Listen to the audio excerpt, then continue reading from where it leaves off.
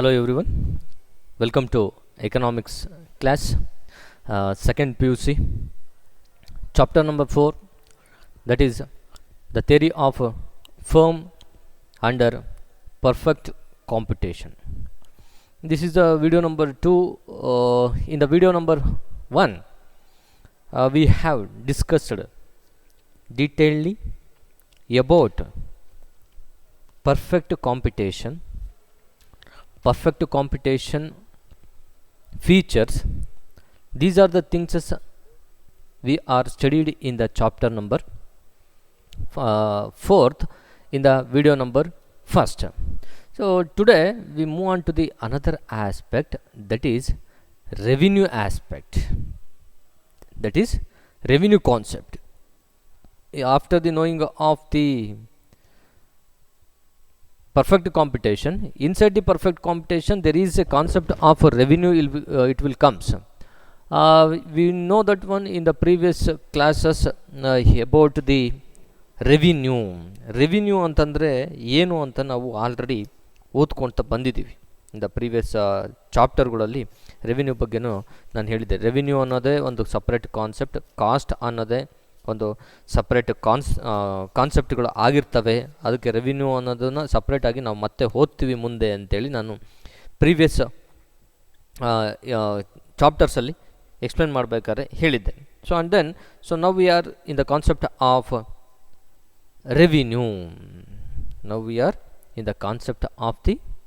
Revenue.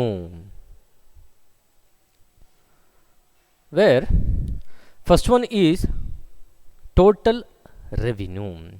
First one is we are studying that the total revenue.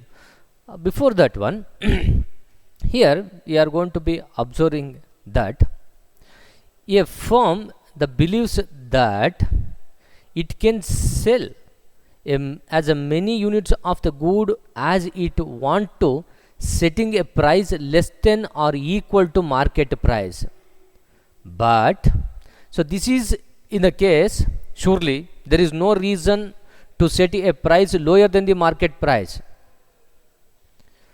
Market ಪ್ರೈಸ್ಗಿಂತ ಕಡಿಮೆ ಪ್ರೈಸನ್ನು market firm fix ಮಾಡಲಿಕ್ಕೆ ಸಾಧ್ಯ ಇಲ್ಲ. So but in this case they will gonna to say that surely there is no reason to set a price lower than the market price. In another words, should the firm desire to sell some amount of a good, the price that setting is exactly equal to the market price. This is the one of the thing they were going to be kept in their mind before the selling of any good inside the market. ಯಾರಾದರೂ market ಪ್ರೈಸ್ಗಿಂತ ಕಡಿಮೆ ಬೆಲೆನಲ್ಲಿ manufacturing ಮಾಡಿದರೂ ಕೂಡ ಅವರ ಗೂಡನ್ನು ಮಾರ್ಕೆಟಲ್ಲಿ sale ಮಾಡ್ತಾರಾ? ಸಾಧ್ಯನೇ ಇಲ್ಲ, ಮಾಡೋದಿಲ್ಲ. A firm earns revenue by selling the goods that it produced in the market. Let the market price of a unit of a good be price, let quantity be good produced and therefore sold by a firm, then the total revenue will goes to be comes. Total revenue will comes. So total revenue means the market price of a good multiplied by the firm output quantity. ಅರ್ಥ ಆಗ್ತಿದೆಯಲ್ಲ? Market price of a ಗೂಡ್ ಅಂತಂದರೆ ಏನಾಗುತ್ತೆ, ಆ ಒಂದು ಪೆನ್ನಿನ ಬೆಲೆ, ಒಂದು ಪೆನ್ನನ್ನು ತೊಗೊಳ್ತೀವಿ, ಆ ಪೆನ್ನಿನ ಬೆಲೆ ಮಾರ್ಕೆಟ್ ಪ್ರೈಸ್ ಏನಾಗಿರುತ್ತೆ ಅದನ್ನು ಎಷ್ಟು ಔಟ್ಪುಟ್ ಆಗಿದೆ ಅನ್ನೋದ್ರ ಮೇಲ್ಗಡೆ ಡಿವೈಡ್ ಮಾಡ್ತಾ ಹೋಗ್ತೀವಿ. Market price of a good, for example market price ಅಂತಂದರೆ ಇಲ್ಲಿ ಟಿ ಆರ್ ಇಲ್ಲಿ ಬರ್ತಾ ಹೋಗ್ತಿದೆಯಲ್ಲ, ಟಿ ಆರು. ಈ price of the market price, ಒಂದು ಪೆನ್ನಿನ ಬೆಲೆ 10 ರೂಪಾಯಿ ಮಾರ್ಕೆಟ್ ಪ್ರೈಸು, ಇಂಟು ಎಷ್ಟಾಗಿದೆ ಕ್ವಾಂಟಿಟಿ ಎಷ್ಟಾಗಿದೆ, ಇಂಟು 100 ಅಂತ ಅಂದ್ಕೋಣಂತೆ. ನಾನು ಹೇಳ್ತಿರೋದು ಅರ್ಥ ಆಗ್ತಿದೆಯಲ್ಲ? ಮಾರ್ಕೆಟ್ ಪ್ರೈಸ್ ಬೆಲೆ ಎಷ್ಟಾಗಿತ್ತು, 10 ರೂಪಾಯಿ ಒಂದು ಪೆನ್ನಿಗೆ. ಔಟ್ಪುಟ್ ಮಾಡಿರೋದು ಎಷ್ಟಾಗಿದೆ ಈಗ 100 ಅಂತಂದರೆ 1000 ರೂಪೀಸ್ ಆಗುತ್ತೆ. ಸೊ ಇದನ್ನು ಟೋಟಲ್ ರೆವಿನ್ಯೂ ಅಂತ ಕರಿತಾ ಹೋಗ್ತೀವಿ. Total revenue of A firm is defined as a market price of a good multiplied by a firm's output, that is representing in the name of Q. The price of a good, especially market price of a good, represented through P. ಇದನ್ನು ನಾವು total revenue ಅಂತ ಕರಿತಾ ಹೋಗ್ತೀವಿ. As well as in the figure we are going to be observing here, this figure shows the total revenue curve, the total revenue curve, this is the TR, total revenue curve, where shows the relationship between the total revenue that firms earns and output level of the firm. Total revenue curve ಏನು show ಮಾಡ್ತಾ ಹೋಗುತ್ತೆ, ಇದಿದೆಯಲ್ಲ T R ಅನ್ನೋ line ಏನಿದೆಯಲ್ಲ ಇದನ್ನು total revenue curve ಅಂತ ಕರಿತಾ ಹೋಗ್ತೀವಿ. T R curve, it shows this TR curve shows the relationship between the total revenue of the firm and output level of the firm. Total revenue ಅನ್ನೋ ತೋರಿಸ್ತಾ ಹೋಗುತ್ತೆ, ಫರ್ಮಿನ total revenue ಅನ್ನೋ ತೋರಿಸುತ್ತೆ. ಅದಾದಮೇಲೆ ಇನ್ನೇನು ತೋರಿಸ್ತಾ ಹೋಗುತ್ತೆ, total output of the firm ತೋರಿಸ್ತಾ ಹೋಗುತ್ತೆ. ನೋಡಿಲಿ, OY ಆ್ಯಕ್ಸಿಸಲ್ಲಿ ರೆವಿನ್ಯೂ ಮೆನ್ಷನ್ ಆಗಿದೆ, OX ಆ್ಯಕ್ಸಿಸಲ್ಲಿ ಔಟ್ಪುಟ್ ಮೆನ್ಷನ್ ಆಗಿದೆ. ಸೊ ಇಲ್ಲಿ ಟಿ ಆರ್ ರೆಪ್ರೆಸೆಂಟ್ ಮಾಡ್ತಾ ಇರೋದು ಏನು ಅಂದರೆ relationship between the firm output level as well as the firm total revenue. Total ರೆವಿನ್ಯೂವನ್ನು ಮತ್ತು ಟೋಟಲ್ ಔಟ್ಪುಟ್ ಆಫ್ ದಿ ಫರ್ಮನ್ನು ರೆಪ್ರೆಸೆಂಟ್ ಮಾಡುತ್ತೆ. ಮತ್ತೆ ಹೇಳುತ್ತೆ the slope of the curve AQ1 divided by OQ1 is a market price. ನೋಡಿಲಿ, OQ1 AQ1 ಇಲ್ಲಿ mention ಆಗಿದೆಯಲ್ಲ, fine. ಅಲ್ಲಿ ಕಾಣಿಸ್ತಾ ಇದೆಯಲ್ವಾ, ಏನು ಕಾಣಿಸ್ತಾ ಇದೆ, AQ1 divided by OQ1 is the market price. ಇಲ್ಲಿ ನೋಡ್ರಿ, ಇಲ್ಲಿ ಫಿಗರಲ್ಲಿ ಮೆನ್ಷನ್ ಆಗಿದೆ AQ1 OQ1 ಇದಿಷ್ಟು ಮಾರ್ಕೆಟ್ ಪ್ರೈಸ್. ಇದು ಈ ಕಾಲಮ್ ಇಲ್ಲಿ ಲೈನ್ ಇದೆಯಲ್ಲ, ಲೈನಿಂದ ಲೆಫ್ಟ್ ಸೈಡಲ್ಲಿ ಇದೆಯಲ್ಲ, ಈಗ ತೋರಿಸ್ತಾ ಇದ್ದೀನಲ್ಲ ನಾನು ಯಾರೋ ಮಾರ್ಕಲ್ಲಿ, ಇದು ಏನಿದೆ ಅಂತಂದರೆ ಮಾರ್ಕೆಟ್ ಪ್ರೈಸ್ ಅಂತ ಕರಿತಾ ಹೋಗ್ತೀವಿ. ಇದು market price. Okay, in 1 second I will going to tell you the TR line, total revenue curve, shows the relationship between what relationship, the firm's output and as well as the firm's total revenue. It will go on to be disclosing where AQ1 fine, afterwards OQ1 is the market price, This is the thing. You please know this equation and as well as the definition of the total revenue. This is the aspect we are going to be observing in the section of the revenues in the chapter 4. Next, I will move to the another revenue, that is average revenue. Here in the average revenue we are going to be observing. Before that one, we have to understand this one box. It will going to be useful to us to understand. Here shows the total revenue is related to output. Total revenue always related to what? Total revenue is always related to output, is it? Total revenue is always related to the output. Then inside the box there is no sold, there is no sale. Okay, boxes sold. ಯಾವ ಬಾಕ್ಸನ್ನು ಒಂದು pen manufacturing ಮಾಡಿದ್ದೀವಲ್ಲ ನಾವೀಗ, ಆ ಪೆನ್ಗಳನ್ನೆಲ್ಲ ಒಂದು ಬಾಕ್ಸಲ್ಲಿ ಹಾಕ್ತೀವಲ್ವ, ಒಂದು ಬಾಕ್ಸಲ್ಲಿ 10 ಇರ್ತವೆ ಅಂತ ಇಟ್ಕೊಳ್ಳೋಣಂತೆ.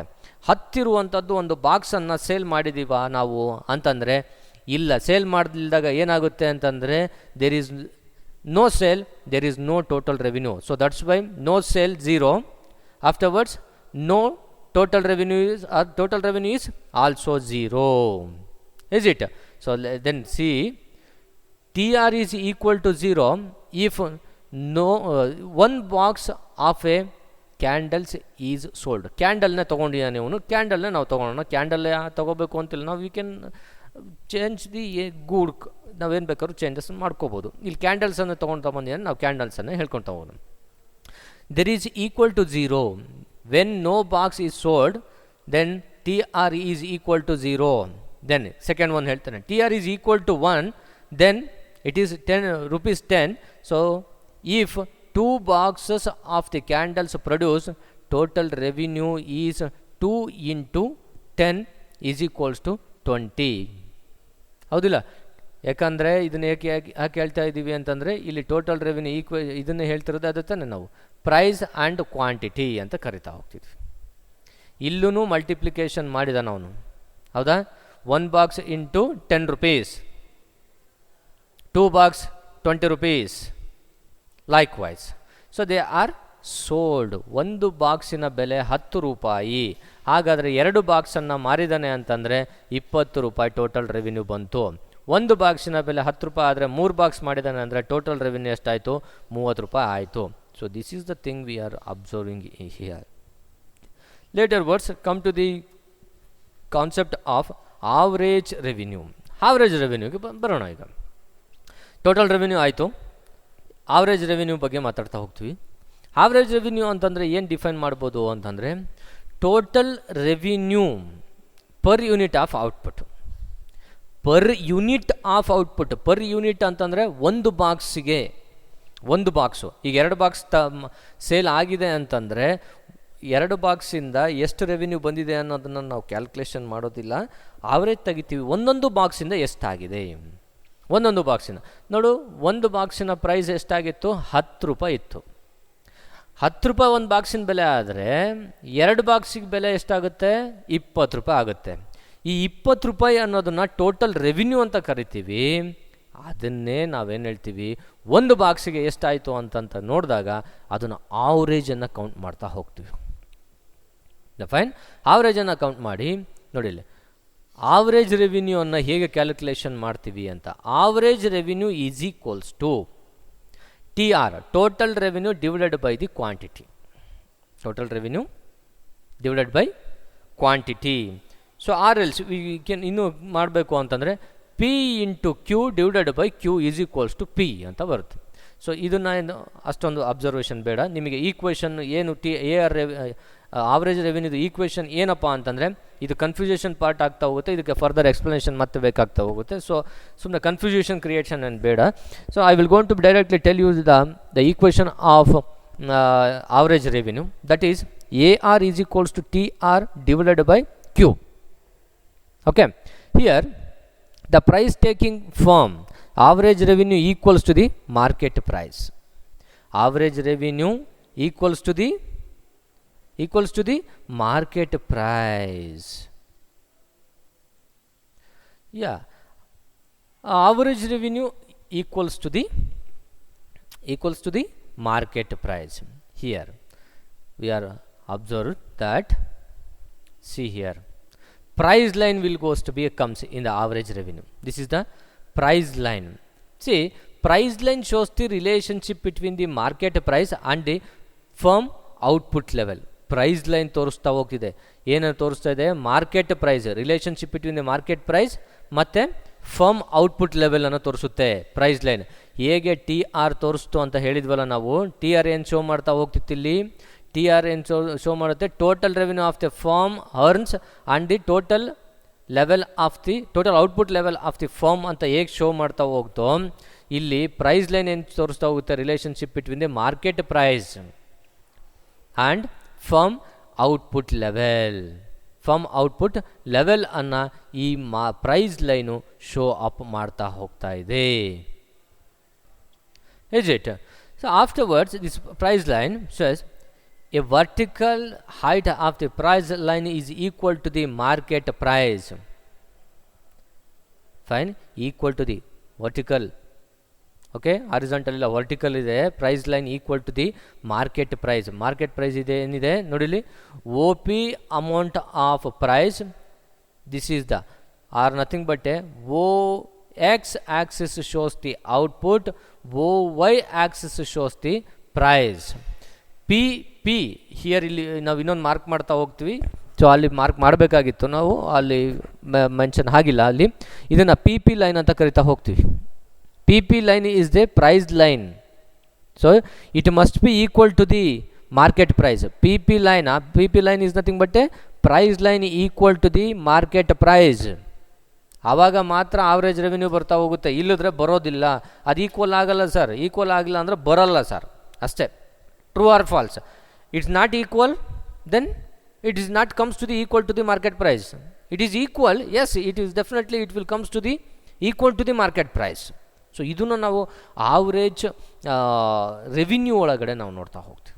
One second, average revenue means the total revenue per unit of output. Per unit of output. ಈಗ 100 ಬಾಕ್ಸನ್ನು ಸೇಲ್ ಮಾಡ್ತೀವಿ ಅಂತ ಇಟ್ಕೋಣಂತೆ, 100 ಬಾಕ್ಸು, ಓಕೆನಾ. 1 ಬಾಕ್ಸ್ ಈಸ್ ಈಕ್ವಲ್ಸ್ ಟು ಎಷ್ಟಾಗುತ್ತೆ? 10 rupees ಅಂತ ಆಗುತ್ತಲ್ವಾ, 10 rupees. ಸೊ ದೆನ್ ಒಂದು ಬಾಕ್ಸಿಗೆ 10 ರೂಪಾಯಿ ಆಯಿತು ಅಂತಂದರೆ 100 ಬಾಕ್ಸಿಗೆ ಈಜಿಕ್ ಎಷ್ಟು ಕ್ವಶನ್ ಮಾರ್ಕ್ ಬರುತ್ತೆ? ಎಷ್ಟು ಬರುತ್ತೆ? 1 ಬಾಕ್ಸಿಗೆ 10 ರೂಪಾಯಿ ಆಯಿತು ಅಂತಂದರೆ 100 ಬಾಕ್ಸಿಗೆ ಎಷ್ಟಾಗುತ್ತೆ? ಆನ್ಸರ್ ಏನು?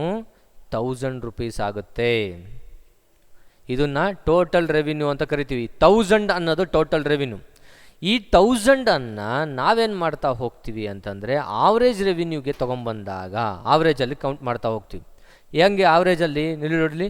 Per unit of output, per unit of output. ಆವಾಗ TR divided by quantity, total revenue divided by the ಕ್ವಾಂಟಿಟಿಯನ್ನು ಮಾಡ್ತಾ ಹೋಗ್ತೀವಿ, ಹೌದಿಲ್ಲ? 1000 ಟೋಟಲ್ ರೆವಿನ್ಯೂನ ಕೌಂಟ್ ಮಾಡ್ತಾ ಹೋಗ್ತೀವಿ. ಆವಾಗ ಏನಾಗುತ್ತೆ? ನಮಗೇನಂತ ಗೊತ್ತಾಗುತ್ತೆ? ಈ 1000ಅಲ್ಲಿ 10 ಬಾಕ್ಸ್, 100 ಬಾಕ್ಸನ್ನು ಮಾಡಿದ್ದೀವಿ ಅಂತಂದರೆ 1000 ಡಿವೈಡೆಡ್ ಬೈ 100, 1000 ಡಿವೈಡೆಡ್ ಬೈ 100 ಮಾಡಿ, ನೀವು ಕ್ಯಾಲ್ಕುಲೇಷನ್ ಮಾಡಿ. ಅಲ್ಲಿಗೆ ಎಷ್ಟಾಯಿತು? 10 ರೂಪಾಯಿ ಬಂತು. ಇದನ್ನೇ ನಮಗೆ ಬೇಕಾಗಿದ್ದು ಆವ್ರೇಜ್ ರೆವಿನ್ಯೂ ಸಿಕ್ಕೋಯ್ತು. 1 box is equals to 10 rupees ಆದರೆ 100 ಬಾಕ್ಸಿಗೆ ಎಷ್ಟಾಗುತ್ತೆ? ಅದನ್ನು ನಾವು ಉಲ್ಟಾ ಕ್ವಶನ್ ಹಾಕೋಣ. 1000 ಬಾಕ್ಸಸ್ಸು ಸೇಲ್ ಆಗಿದ್ದಾವೆ, 1000 rupees ಅಷ್ಟು ರೆವಿನ್ಯೂ ಬಂದಿದೆ, 100 ಬಾಕ್ಸ್ ಅಷ್ಟು ಸೇಲ್ ಮಾಡಿದ್ದೀವಿ.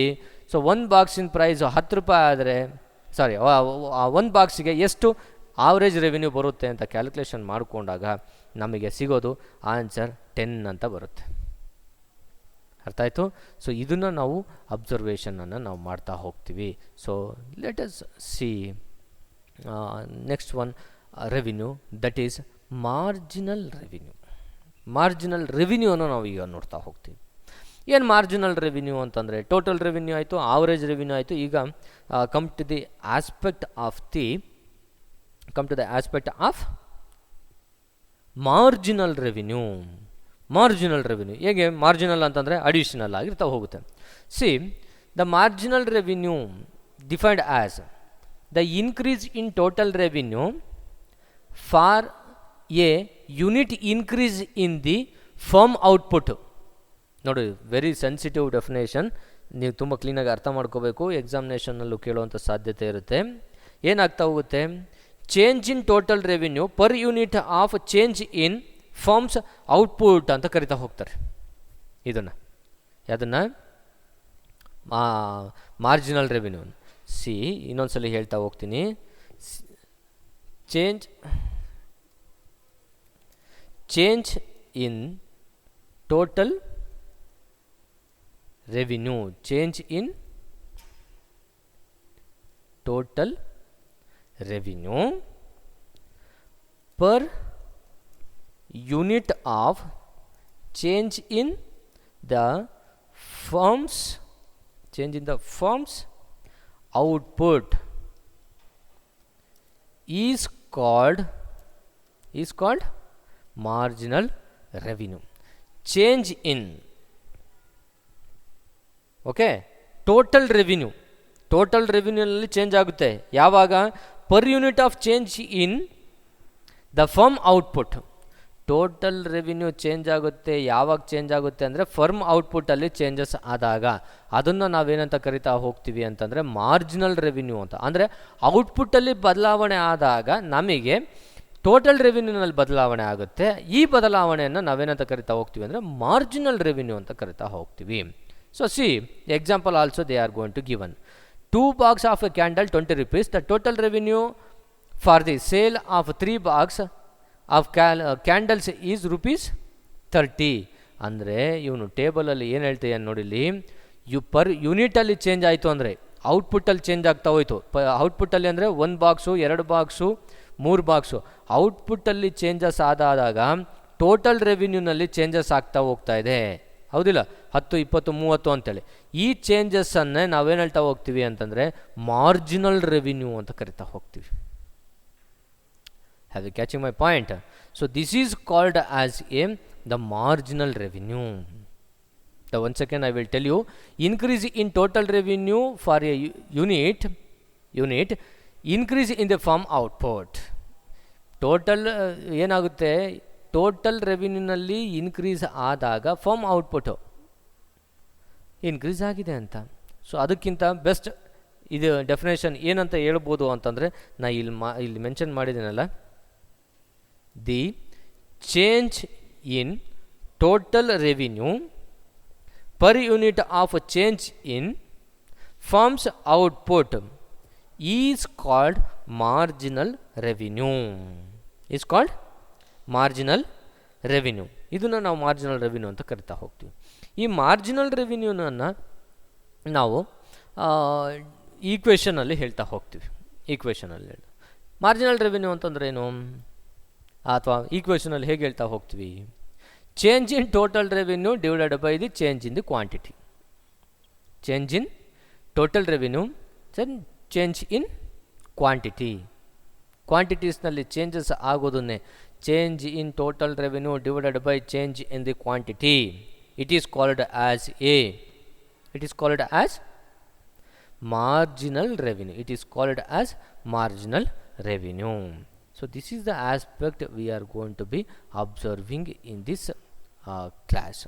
So where after the knowing of these things as marginal revenue, total revenue, average revenue, ಇದಿಷ್ಟು ರೆವಿನ್ಯೂ ಆಸ್ಪೆಕ್ಟಲ್ಲಿ ನಾವು ಕ್ಲಿಯರ್ ಆಗಿ ಮೆನ್ಷನನ್ನು ಮಾಡಿದ್ದೀವಿ.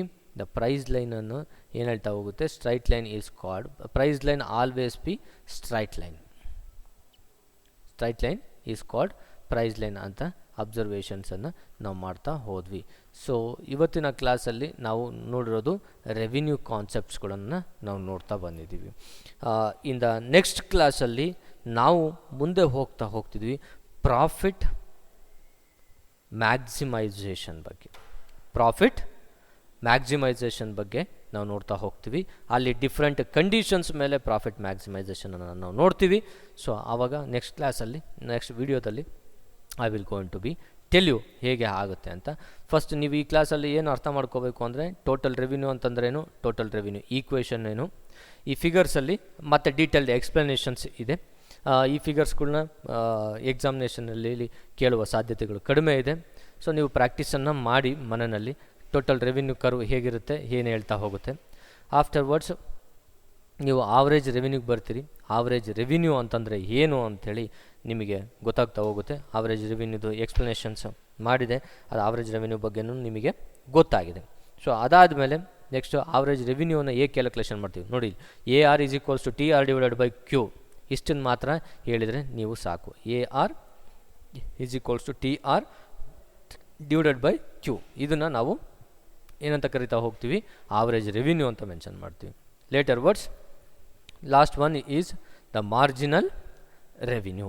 ಸೊ ಮಾರ್ಜಿನಲ್ ರೆವಿನ್ಯೂನಲ್ಲಿ ಏನಾಗ್ತಾ ಹೋಗ್ತಿತ್ತು, increase in the total revenue for a per unit increase in the firm output, it is called as ಅಂತ ಹೇಳಿದ್ವಿ. ಅದನ್ನು ಮಾರ್ಜಿನಲ್ ರೆವಿನ್ಯೂನ ಕಂಡುಹಿಡಿಯೋದು ಈಕ್ವೇಷನನ್ನು ಹೇಳಿದ್ವಿ. Change in total revenue divided by change in the quantity. So ಅದನ್ನು ಇನ್ನೊಂದು ರೀತಿ ಡಿಫೈನ್ ಮಾಡ್ತಾ ಹೋಗ್ಬೋದು ಮಾರ್ಜಿನಲ್ ರೆವಿನ್ಯೂನ. ಈ ಡೆಫಿನೇಷನನ್ನೇ ನೀವು ಇಟ್ಕೊಳ್ರಿ. ನಾನು ಮಾರ್ಕ್ ಮಾಡಿದ್ದೀನಲ್ಲ ಈಗ ಸ್ಕ್ರೀನ್ ಮೇಲೆ, ಈ ಸ್ಕ್ರೀನ್ ರೆಡ್ ಕಲರಲ್ಲಿ ಇದೆಯಲ್ಲ, ಇದನ್ನು ಮತ್ತೆ ಮಾರ್ಕ್ ಮಾಡ್ತೀನಿ. ಇದೇ ಡೆಫಿನೇಷನ್ ಇಟ್ಕೊಳ್ಳಿ, ಈ ಈಕ್ವೇಷನನ್ನು ಇಟ್ಕೊಳ್ರಿ. The change in the total revenue per unit of change in the firm is called firm output is called marginal revenue. ಇದೊಂದು ಐಡಿಯಾಲಜಿ ಮೇಲೆ ನೀವು ಬಿಲ್ಡಪ್ಪನ್ನು ಅಂದರೆ ಮೀನ್ಸ್ ಡೆಫಿನೇಷನನ್ನು ಕೇಳಿದಾಗ ನೀವು ಅದಕ್ಕೆ ಆನ್ಸರನ್ನು ಮಾಡಿ. ಸೊ ಅದನ್ನು ಮಾರ್ಜಿನಲ್ ರೆವಿನ್ಯೂ ಅಂತ ಮೆನ್ಷನ್ ಆಗ್ತದೆ. ಸೊ ಟೋಟಲಿ ಈಗ 3 ರೆವಿನ್ಯೂ ಆಸ್ಪೆಕ್ಟನ್ನು ನಾವು ಅರ್ಥ ಮಾಡ್ಕೊಂಡಿದ್ದೀವಿ. ಫೈನ್. ಪ್ರಾಫಿಟ್ಗೂ ಟೋಟಲ್ ಎಕ್ಸ್ಪೆಂಡಿಚರ್ಗೂ ಇರುವ ಮಧ್ಯೆ ಬರುತ್ತೆ ನಮಗೆ ರೆವಿನ್ಯೂ ಆಸ್ಪೆಕ್ಟು. ಈ ರೆವಿನ್ಯೂ ಆಸ್ಪೆಕ್ಟನ್ನು ನಾವು ಅಂಡರ್ಸ್ಟ್ಯಾಂಡ್ ಮಾಡ್ಕೊಂಡು. So if you have any doubt regarding these aspects, you please note it down. Before you asking the question, firstly you study, you read yourself in your home. In case then also you are not understand, you ask the question, those questions are you mark, then later you will go on to ask me. That is better way, because otherwise you will go on to be forgetting those doubts also. So anyway, take care of yourself. So meet you in the next class. So be safe. Thank you.